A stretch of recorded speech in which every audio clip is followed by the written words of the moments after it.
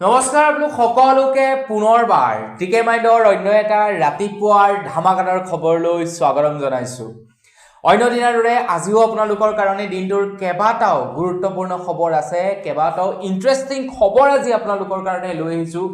Video' কেইটা খবৰ কেইটা মানে আপোনালোকে প্ৰথমৰ পৰা শেষলৈকে চাব আৰু ইনষ্টাগ্ৰামত যদি মোক এতিয়ালৈকে ফলো কৰা নাই tk9.real মোৰ ইনষ্টাগ্ৰাম আইডি ফলো কৰি ল'ব। ভিডিঅ'ৰ ডেছক্ৰিপশ্যনত আপোনালোকক লিংক দিয়া থাকিব। আজি দেওবাৰ, আজি আপোনালোকৰ প্লেনিং কি কমেণ্ট এটা কৰি জনাব। তো আজি মোৰ প্লেনিং হৈছে ভাবিছোঁ মাজুলী যাম বুলি। তো আপোনালোকে এই ভিডিঅ'টো যিটো সময়ত চাই আছে, যদি আপোনালোকে 10-11টা বজাত চাই আছে তেনেহ'লে মই মাজুলীত ঘূৰি আছোঁ, আৰু আপুনি যদি মাজুলীৰ পৰা চাই আছে তেন্তে কমেণ্ট এটা কৰি জনাবলৈ কিন্তু নাপাহৰিব। আগবাঢ়িছোঁ আজি প্ৰথমটো খবৰ ফালে। প্ৰথমটো খবৰ ওলাইছে যিসকল লোকৰ নেকি আধাৰ কাৰ্ড আছে তেওঁলোকৰ কাৰণে আজিৰ প্ৰথমটো এটা ভাল খবৰ ওলাই পৰিছে। আপোনাৰ যদি আধাৰ কাৰ্ড আছে তেন্তে আপোনালোকে এতিয়া আধাৰ কাৰ্ডৰ জৰিয়তে 2 লাখ টকালৈকে ঋণ ল'ব পাৰিব। আপোনালোকৰ ঘৰতে বহি মানে লোন ল'ব পাৰিব। কোনো ধৰণৰ এক্সট্ৰা ডকুমেণ্টৰ প্ৰয়োজন নাই, কোনো ধৰণৰ আপোনালোকে বেংকত যোৱাৰ দৰকাৰ নাই। বেংকত নোযোৱাকৈ আপোনালোকে কেৱল মোবাইল ফোনটো ব্যৱহাৰ কৰিয়েই 2 লাখ টকালৈকে লোন ল'ব পাৰিব। কেনেকুৱা ধৰণৰ ক্ৰাইটেৰিয়া লাগিব, মানে এলিজিবল ক্ৰাইটেৰিয়া কি আপোনালোকৰ হাতত কি বস্তু লাগিব তেতিয়া আপোনালোকে এই ঋণ লাভ কৰিব। প্ৰথম কথাটো হৈ গ'ল আপোনাৰ বয়স 21ৰ পৰা 60ৰ ভিতৰত হ'ব লাগিব। তাৰ পাছতেই আপোনালোকৰ চিভিল স্ক'ৰ 650ৰ ভিতৰত হ'ব লাগিব। আপোনালোকৰ ন্যূনতম আয় প্ৰত্যেক মাহৰ 15ৰ পৰা 25,000 টকাৰ ভিতৰত হ'ব লাগিব। দৰমহা আৰু সেল্ফ এমপ্লয় দুয়োটা প্ৰাৰ্থীয়ে এপ্লাই কৰিব পাৰিব, মানে দৰমহা পোৱা সকলেও লাভ কৰিব, আৰু যিসকলে নেকি সেল্ফ এমপ্লয়ড নিজে কিবা এটা কৰে তো তেওঁলোকেও এপ্লাই কৰিব। আধাৰ কাৰ্ডৰ সৈতে যিটো বেংকৰ একাউণ্ট যিটো মোবাইল নাম্বাৰ সংলগ্ন হৈ আছে তো সেই মোবাইল নম্বৰটো থাকিব লাগিব। তাত OTP যাব আৰু সেই OTPটো আপোনালোকক প্ৰয়োজন হ'ব। এতিয়া আবেদন কৰিব কেনেকৈ? আবেদন কৰিবৰ কাৰণে আপোনালোকে যিকোনো এটা চৰকাৰী বেংকৰ অফিচিয়েল পৰ্টেলত গ'লে আবেদন কৰিব পাৰিব। তো আপোনালোকে যাওক ষ্টেট বেংকৰ য়োনো এপ্লিকেশ্যন, PNB1 মানে পাঞ্জাৱ নেশ্যনেলৰ PNB1, আসাম গ্ৰামীণ বিকাশ বেংকৰ আসাম গ্ৰামীণ বিকাশৰ অফিচিয়েল পৰ্টেলটো, তো তাতে যাওক আৰু আপোনালোকে আবেদন কৰিব পাৰিব। আগবাঢ়িছোঁ ইয়াৰ পাছৰটো খবৰ ফালে। ইয়াৰ পাছৰ খবৰটো ওলাইছে উমৰাংচুৰ পৰা। তো সিদিনাখন উমৰাংচুত এটা ঘটনা সংঘটিত হয় উমৰাংচুৰ কয়লা খনিত, আৰু তাতে প্ৰায় 9জনকৈ লোকৰ মৃত্যু হৈছে। এতিয়া আৰু এটা খবৰ ওলাইছে উমৰাংচুৰ পৰা। যোৱাকালি এটা ৰোড এক্সিডেণ্ট হয় বুলি খবৰ ওলাইছে উমৰাংচুত। এখন স্কুল বাছ গৈ খাৱৈত গৈ পৰেগৈ বুলি এটা খবৰ ওলাইছে। নিয়ন্ত্ৰণ হেৰুৱাই বাছখনে খাৱৈত পৰে, আৰু যাৰ ফলত নেকি 3য় শ্ৰেণীত পঢ়ি থকা এগৰাকী ছাত্ৰীৰ মৃত্যু হয়, আৰু প্ৰায় 15জনকৈ ছাত্ৰ ছাত্ৰী আহত হয় বুলি জনাইছে। এই খবৰ ওলাইছে উমৰাংচুৰ পৰা। আগবাঢ়িছোঁ ইয়াৰ পাছৰটো খবৰ ফালে। এটা বিৰাটেই ডাঙৰ খবৰ ওলাইছে। তো এই খবৰটো প্ৰকাশ কৰিছে দ্য ক্ৰছ কাৰেণ্টে। কাৰণ এনেকুৱা ধৰণৰ খবৰবিলাক প্ৰচাৰ কৰিবলৈ যাওঁতে এই খবৰবিলাকৰ উৎস কি সেইটো জনাই দিয়াটো দৰকাৰ, নহ'লে এইবিলাক এটা ডাঙৰ খবৰ। তো এনেকুৱা ধৰণৰ খবৰবিলাক পটকৈ সৰু মানে আমাৰ নিচিনা চেনেলবিলাকে প্ৰকাশ কৰিবৰ কাৰণে অকণমান ভয় কৰে। তো যিহেতু মই আপোনালোকক জনাইছোঁ তো সেইবাবে উৎসটো জনাই দিছোঁ যে ক'ৰ পৰা এই খবৰটো মই সংগ্ৰহ কৰিছোঁ। তো দ্য ক্ৰছ কাৰেণ্ট নামৰ এটা পৰ্টেল আছে আমাৰ অসমৰ, যিটো পৰ্টেলে এই খবৰটো প্ৰকাশ কৰিছে। দ্য ক্ৰছ কাৰেণ্টে প্ৰকাশ কৰিছে যে যোৱাকালি মুকেশ আম্বানীৰ যি নেকি এখন চিৰিয়াখানা আছে, সেই চিৰিয়াখানালৈ বোলে অসম আৰু অৰুণাচলৰ পৰা অবৈধভাৱে হেনো হাতী নিবৰ কাৰণে আহিছিলে। মানে কম দামত হাতী লৈ যোৱাৰ এক দালাল চক্ৰই লাগিছিলে বুলি জনাইছে অসম আৰু অৰুণাচলৰ পৰা। যোৱাকালি নামচাইত হেনো প্ৰায় 15খনকৈ বাছ মানে ট্ৰাক আহি সোমাইছে, যি ট্ৰাক কেইখনে নিবলৈ আহিছে হাতী, আৰু এই ট্ৰাক কেইখনৰ কোনো ধৰণৰ উপযুক্ত নথি পত্ৰও নাই বুলি জনাইছে। অসম আৰু অৰুণাচলৰ পৰা নিবলৈ আহিছিলে হাতীসমূহ মুকেশ আম্বানীৰ চিৰিয়াখানালৈ। তো এই কথা উল্লেখ কৰিছে দ্য ক্ৰছ কাৰেণ্ট নামৰ এটা পৰ্টেলে। গতিকে আপোনালোকে এই সম্পৰ্কে যদি অধিক তথ্য জানিব বিচাৰে তেন্তে আপোনালোকে দ্য ক্ৰছ কাৰেণ্টত গৈ সম্পূৰ্ণ তথ্যখিনি চাই ল'বগৈ। আগবাঢ়িছোঁ ইয়াৰ পাছৰটো খবৰ ফালে। ইয়াৰ পাছৰ খবৰটো ওলাইছে চাহ জনজাতীয় লোকসকলৰ কাৰণে। তো চাহ জনজাতীয় লোকসকলৰ কাৰণে অসম চৰকাৰৰ ফালৰ পৰা এটা বৃহৎ পদক্ষেপ হাতত লৈছে বুলি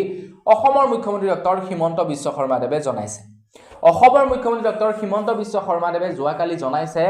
যে চাহ জনজাতীয় লোকসকলৰ আন্তঃগাঁথনি শক্তিশালী কৰিবৰ কাৰণে বৃহৎ প্ৰচেষ্টা লৈছে আমাৰ অসমৰ চাহ জনজাতীয় লোকসকলৰ উজ্জ্বল ভৱিষ্যতৰ বাবে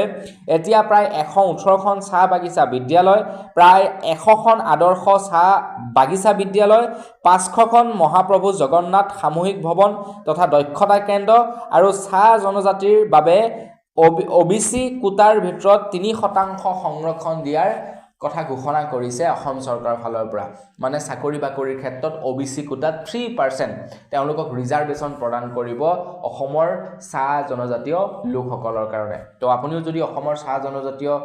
ব্যক্তি তেন্তে ভিডিঅ'টো কিন্তু লাইক এটা কৰিবলৈ নাপাহৰিব আৰু খবৰটো আপোনালোকে শ্বেয়াৰ কৰি দিয়ক আপোনালোকৰ বন্ধুবৰ্গলৈ আগবাইছো ইয়াৰ পাছৰটো খবৰ ফালি ইয়াৰ পাছৰ খবৰটো ওলাইছে কলকাতাৰ পৰা তো কলকাতাত এটা ভয়ানক কাণ্ড সংঘটিত হৈছিল কলকাতাৰ এখন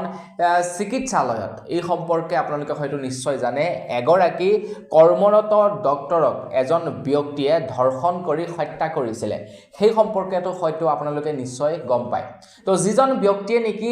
ধৰ্ষণ কৰি হত্যা কৰিছিল সেই ব্যক্তিজনৰ নাম আছিল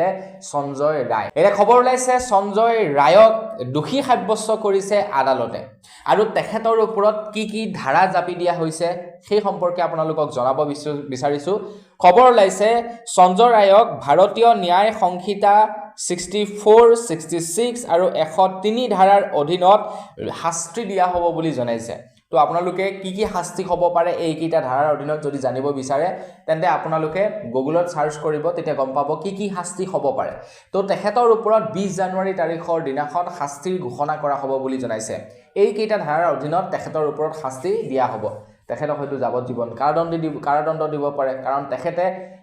প্ৰথমে ধৰ্ষণ কৰিলে ধৰ্ষণ কৰাৰ পাছত তেখেতে হত্যা কৰিলে সেই ডক্টৰজনী গতিকে ইমান এটা জঘন্য কাণ্ড সংঘটিত কৰিছে এনেকুৱা এটা জঘন্য কাণ্ড সংঘটিত কৰা ব্যক্তিকটো তেনেকৈ এৰি দিলে নহব তেখেতৰ ওপৰত উচিত ব্যৱস্থা ল'ব লাগিব উচিত শাস্তি দিব লাগিব তেখেতক তেতিয়াহে গম পাম যে আমাৰ ভাৰতবৰ্ষৰ যিসকল নেকি ডক্টৰ নাৰ্ছে নেকি ইমান দিনে লাগি আছিল তেখেতক এই দোষীজনক শাস্তি দিবৰ কাৰণে তেখেতলোকে ন্যায় পালে বুলি বা সেই গৰাকী ডক্টৰে ন্যায় পালে বুলি আমি তেতিয়াহে ভাবিম আগবাইছো ইয়াৰ পাছৰটো খবৰ ফালে অসমৰ মুখ্যমন্ত্ৰী ডক্টৰ হিমন্ত বিশ্ব শৰ্মাদেৱে ঘোষণা কৰিছে আমাৰ অসমত আকৌ এবাৰ উচ্ছেদ অভিযান চলিব বুলি জনাইছে অসমৰ চুকে কোণে এতিয়া অসম চৰকাৰৰ ফালৰ পৰা উচ্ছেদ অভিযান চলাব বুলি জনাইছে যিসকল লোকে নেকি ট্ৰাইবেল বেল্ট আৰু ব্লকৰ মাটি জব্দ কৰি থৈছে যিসকল অচিনাকি ব্যক্তিয়ে ট্ৰাইবেল বেল্টৰ মাটি আৰু ব্লকৰ মাটি জব্দ কৰি ৰাখিছে তেওঁলোকৰ মাটিসমূহ তেওঁলোকৰ পৰা এতিয়া উভতাই লোৱা হ'ব বুলি জনাইছে যিসকলে নেকি অবৈধভাৱে দখল কৰি আছে তেওঁলোকক এতিয়া উচ্ছেদ অভিযান চলাব বুলি জনাইছে যিবিলাক নেকি ট্ৰাইবেল বেল্টৰ মাটি আছে তো তেওঁলোকে বহুতো বৰ্তমান সময়ত দেখিছো আমাৰ ইয়াতে দেখা পাইছো বহুতো ট্ৰাইবেল বেল্টৰ মাটি বহু বেলেগ মানুহে বৰ্তমান সময়ত ঘৰ সাজি তাতে আছে বেলেগ মানুহে দখল কৰি আছে এতিয়া সেই গোটেই মাটিবিলাকৰ পৰা এতিয়া উচ্ছেদ অভিযান চলাব বুলি জনাইছে অসম চৰকাৰে ট্ৰাইবেল বেল্ট আৰু ব্লকৰ মাটিৰ পৰা এটা দেখা যাওক যদি হেইটো সঁচাকৈ হয় ন ট্ৰাইবেল বেল্টৰ মাটিৰ পৰা যদি সঁচাকৈ মানুহক উচ্ছেদ অভিযান চলায় তেন্তে আমাৰ ইয়াতে বহুত উচ্ছেদিত হ'ব ট্ৰাইবেল বেল্টৰ পৰা আগবাইছো ইয়াৰ পাছৰটো খবৰ ফালে এই কেইদিন আমাৰ অসমৰ বিভিন্ন অফিচ কাছাৰীত বিভিন্ন লোকে ঘুষ লৈছে আৰু ধৰাও পৰিছে যোৱাকালি এজন লোক ধৰা পৰিছে 15000 টকাৰ ঘুষ লৈছিলে অনলাইন পৰ্টেলত নাম হলনি কৰিবৰ কাৰণে 15000 টকাৰ ঘুষ লৈছিলে তাৰ পাছত গৈ দুৰ্নীতি নিৰ্বাৰক শাখাই গৈ তেখেতক ধৰিলেগে তো তেনেকুৱা ধৰণৰ কামকাজ বিলাক মানে এই কেইদিন খুব সংঘটিত হৈছে কাৰণ এতিয়া মাটিবাৰীৰ অনলাইন কাম চলি আছে তো মাটিবাৰীৰ অনলাইন কামত সবচে বেছি টকা মানে ঘুষ লয় লাট মণ্ডল সকলে এতিয়া তেওঁলোকে যদি আপোনালোকক পইচা খোজে মাটিবাৰীৰ কাম কৰিবলৈ যাওঁতে কাৰণ এটা মিছন বসুন্ধৰা আঁচনি চলি আছে তো মিছন বসুন্ধৰা আঁচনিৰ অধীনত যদি কাম কৰিবলৈ যাওঁতে আপোনালোকৰ পৰা কোনোবাই পইচা বিচাৰে তেন্তে আপোনালোকে কি কৰিব আমাৰ অসমৰ দুৰ্নীতি নিৰ্বাৰক শাখাৰ তৰফৰ পৰা আপোনালোক সকলোৰে বাবে কেইটামান নম্বৰ জাৰি কৰিছে নম্বৰ কেইটা আপোনালোকক জনাই দিছো নম্বৰ কেইটা প্ৰয়োজন হ'ব আপোনালোকক টুকি ৰাখক আপোনাৰ মোবাইলত আপোনালোকে সেভ কৰি ৰাখক বা স্ক্ৰিনশ্বট লৈ ৰাখক নম্বৰ কেইটা হৈছে 6026903418 এইটা নম্বৰ আনটো হৈছে 6026903483 তাৰ পাছৰটো হৈছে 6026903841 তাৰ পাছৰটো হৈছে 6026901243 তাৰ পাছৰটো হৈছে 180034537767 তাৰ পাছৰটো হৈছে 03612462295 তো এই নাম্বাৰ কেইটা আপোনালোকৰ মোবাইলত সেভ কৰি ৰাখক নতুবা স্ক্ৰিনশ্বট লৈ ৰাখক আপোনালোকৰ বাবে বিৰাটেই প্ৰয়োজনীয় হ'ব মাটিবাৰীৰ কাম কাজ চলি আছে বিভিন্ন অফিচ কাছাৰীত আপোনালোকে কাম কাজ কৰিবলৈ যায় গতিকে কেনেবাকৈ যদি আপোনালোকৰ পৰা ঘুষ বিচাৰে লগলগ কি কৰিব আপোনালোকে দুৰ্নীতি নিৰ্বাৰক শাখাক জনাই দিব আৰু তাৰ পাছত তেওঁলোকে যেটো প্ৰক্ৰিয়াৰ দ্বাৰা আপোনালোকক কাম কৰিবলৈ কয় সেই প্ৰক্ৰিয়াৰ দ্বাৰা আপোনালোকে কাম কৰি যাব আৰু তাৰ পাছত সেইজনক কৰাপ্ট অফিচাৰজনক একদম হাতে লুতে ধৰিব আগবাইছি ইয়াৰ পাছৰটো খবৰ ফালে ইয়াৰ পাছৰ খবৰটো ওলাইছে জুবিনদাৰ ওপৰত এই কেইদিন যি নেকি এক বিতৰ্ক চলি আছে তাৰ ওপৰতে ওলাইছে ইয়াৰ পাছৰটো খবৰ তো বৰ্তমান সময়ত জুবিনদাক সাপোৰ্ট কৰিছে একাংশ শিল্পীয়ে কৈছে যে বৰ্তমান সময়ত যিসকল শিল্পীয়ে নেকি জুবিনদাক দোষী সাব্যস্ত কৰি আছে তো সেই মিডিয়াসকল বা সেই মানুহসকল সেই সময়ত ক'ত গৈছিলে যি সময়ত নেকি ৰাজীৱ খদিয়া জীৱিত আছিল এতিয়া একাংশ শিল্পীয়ে সেইটো প্ৰশ্ন কৰিছে এতিয়া বৰ্তমান সময়ত জুবিনদাই কি কৈছিলে সেই সম্পৰ্কত আপোনালোকক ইয়াৰ আগৰ ভিডিঅ'বিলাকত জনাইছো আৰু আপোনালোকে হয়তো নিশ্চয় জানে বা যদি নাজানে থুলমূলকৈ জনাই দিছো ৰাজীৱ খদিয়া নামৰ এজন অসমৰ শিল্পীৰ মৃত্যু হয় তেখেতে জাতিৰ বাবে যথেষ্ট কাম কৰি গৈছে তো সেই সম্পৰ্কত সাংবাদিকে যেতিয়া নেকি জুবিনদাক সুধিলে তেতিয়া জুবিনদাই ক'লে যে তাক মই ভালদৰে চিনি নাপাওঁ অকল সেইয়াই নহয় যেতিয়া নেকি ক'লে যে ৰাজীৱ খদিয়াই জাতিৰ কাৰণে বহুতো গান গাই থৈ গৈছে তেতিয়া জুবিনদাই কৈছে যে ময়ুৰটোৰ জাতিৰ বাবে গান গাই থৈ গৈছো তো তাৰ পাছতেই বিতৰ্ক আৰম্ভ হয় এতিয়া একাংশ লোকে কৈছে যে যিজন জুবিন গাৰ্গে নেকি ৰাজীৱ খদিয়াক চিনি নাপাওঁ বুলি কৈছে সেইজন জুবিন গাৰ্গে এটা সময়ত ৰাজীৱ খদিয়াৰ প্ৰযোজনাৰ বহুতো গীত গাইছিল ৰাজীৱ খদিয়াৰ ডাইৰেকশ্যনৰ বহুতো গীত মানে কম্পোজ কৰা বহুতো গীত গাইছিলে ৰাজীৱ খদিয়াই লিখা বহুতো গীত গাইছিলে সেইজন ৰাজীৱ খদিয়াক এতিয়া জুবিন গাৰ্গে চিনি নাপায় এনেকুৱা ধৰণৰ বৰ্তমান সময়ত বিতৰ্ক চলি আছে এতিয়া সেই সময়তে খবৰ ওলাইছে জুবিন গাৰ্গৰ এনেকুৱা ধৰণৰ মন্তব্যত এতিয়া অসমৰ যিবিলাক নেকি দল সংগঠন হৈছে দল সংগঠনসমূহ কিন্তু বৰ্তমান সময়ত সন্তুষ্ট হোৱা নাই তেওঁলোকে অসন্তুষ্টি প্ৰকাশ কৰিছে ধেমাজিত আগন্তুক আহিব লগা ৰঙালী বিহুত জুবিন দাক প্ৰগ্ৰাম কৰিবৰ কাৰণে মতাৰ কথা আছিল বীৰ লাচিত সেনাৰ কিন্তু বীৰ লাচিত সেনাই এতিয়া জুবিন দাক বাতিল কৰিছে জুবিন দাক নামাতো বুলি কৈছে বীৰ লাচিত সেনাৰ ধেমাজিত ৰঙালী বিহুৰ যি উদযাপনৰ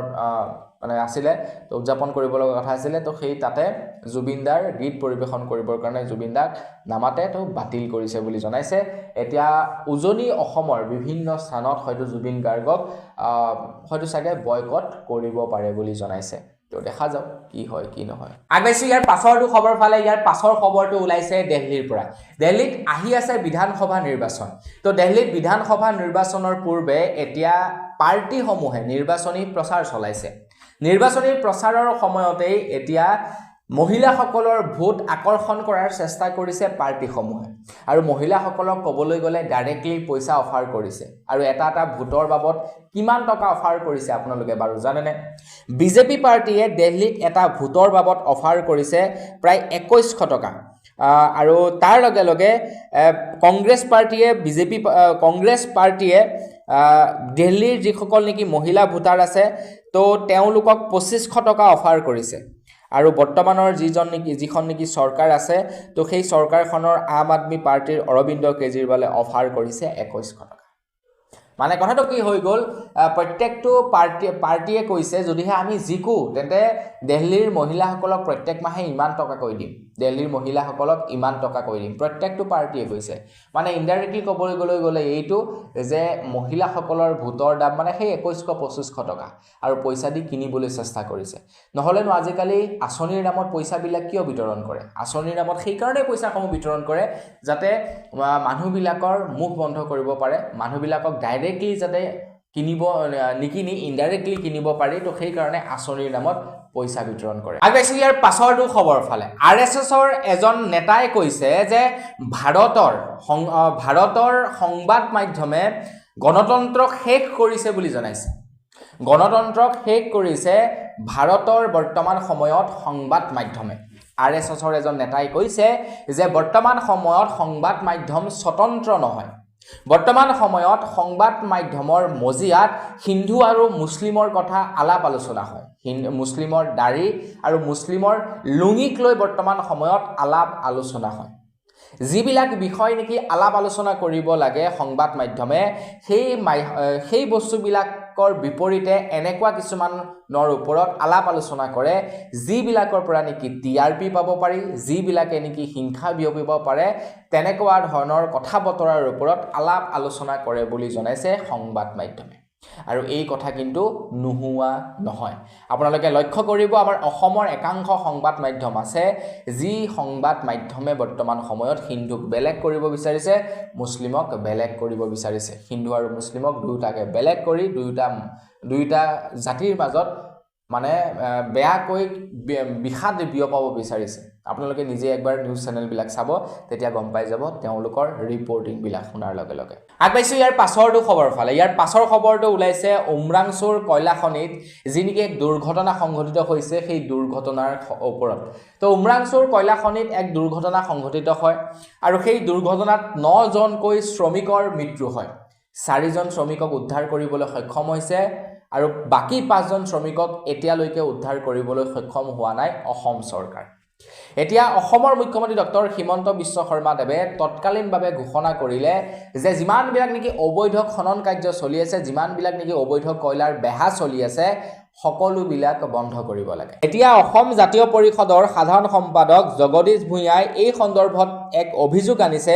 অসম চৰকাৰৰ ওপৰত। তেখেতে কৈছে অসমত এনে এখন চৰকাৰ আছে যিখন চৰকাৰৰ পৃষ্ঠপোষকতাত কয়লাৰ অবৈধ কাম কাজ চলি আছে। মুখ্যমন্ত্ৰীয়ে নামতহে তদন্ত দিছে, তদন্তৰ নামত কয়লা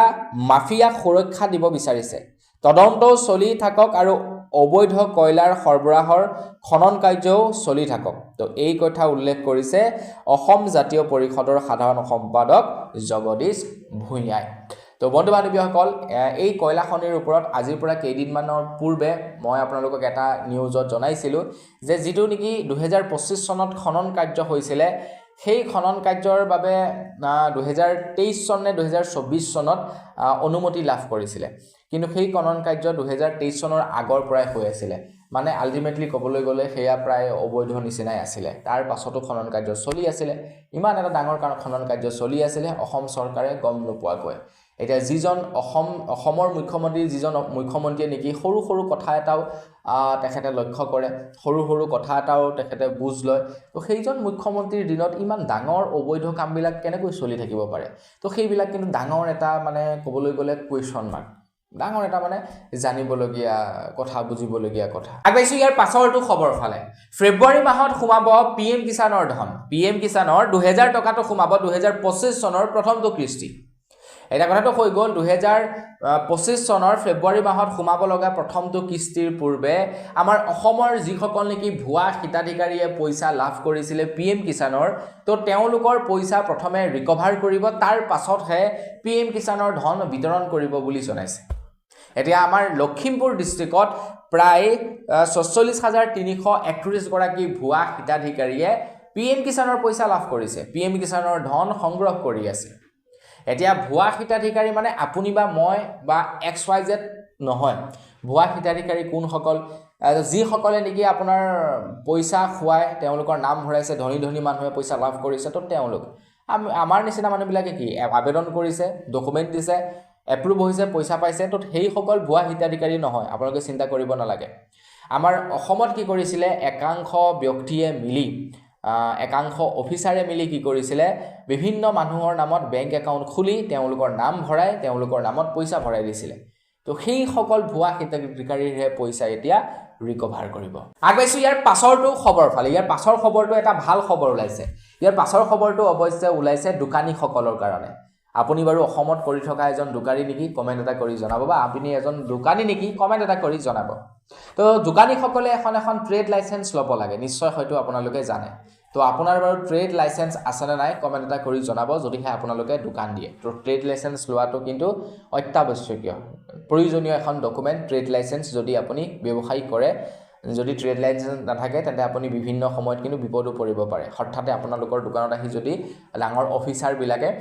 ৰেট মাৰে তেন্তে আপুনি ফচি যাব পাৰে গতিকে ট্ৰেড লাইসেন্সখন বনাই ল'ব এতিয়া ট্ৰেড লাইসেন্সখন বনাবৰ কাৰণে এটা বিৰাট ডাঙৰ সমস্যা পঞ্চায়তত যাব লাগে ডকুমেণ্ট পাতি জমা কৰিব লাগে আৰু সেই মৰ্মে যদি ডকুমেণ্ট পাতি জমা নহয় চুচৰি থাকিব লাগে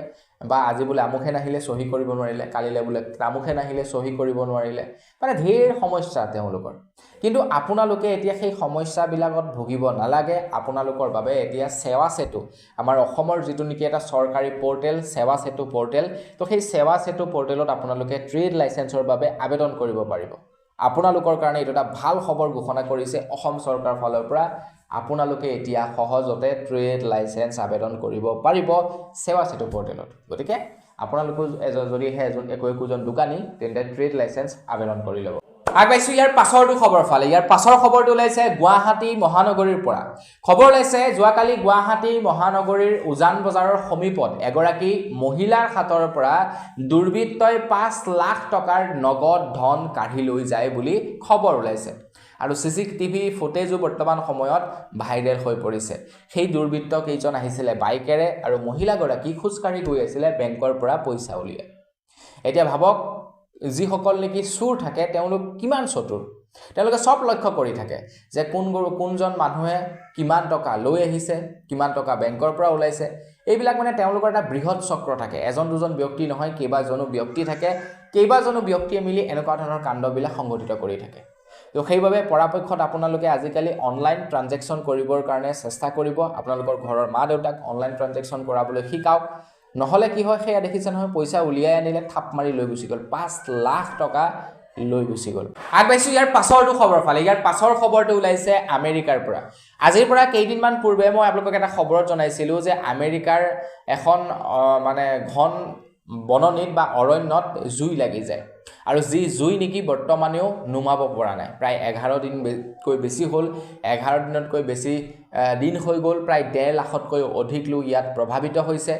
বহুতো হাজাৰ হাজাৰ ঘৰ ইয়াতে ধ্বংস হৈ গৈছে আৰু এতিয়াও প্ৰায় 31 জন লোক সন্ধানহীন হৈ আছে প্ৰায় 31 জন লোকৰ এতিয়ালৈকে সন্ধান পোৱা নাই এতিয়ালৈকে জুইয়ে নুমাব পৰা নাই ইমানেই ভয়ানক জুই লাগিছে আমেৰিকাত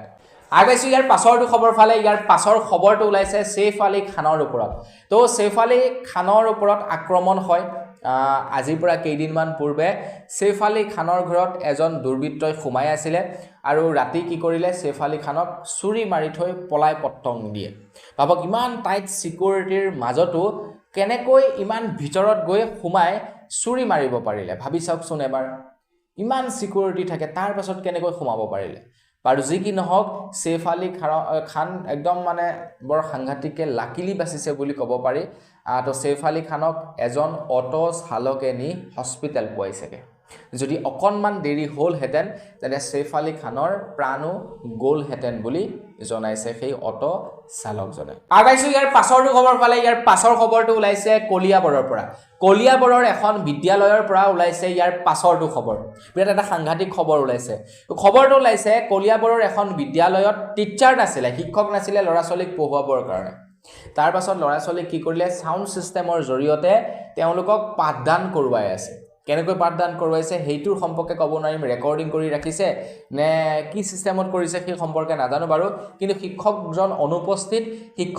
অনুপস্থিতিত শিক্ষকৰ ভইচত পাঠদান কৰোৱাই আছে সাউণ্ড বক্স লগাই আৰু এই ঘটনা সংঘটিত হৈছে কলিয়াবৰ শিক্ষাখণ্ডৰ অন্তৰ্গত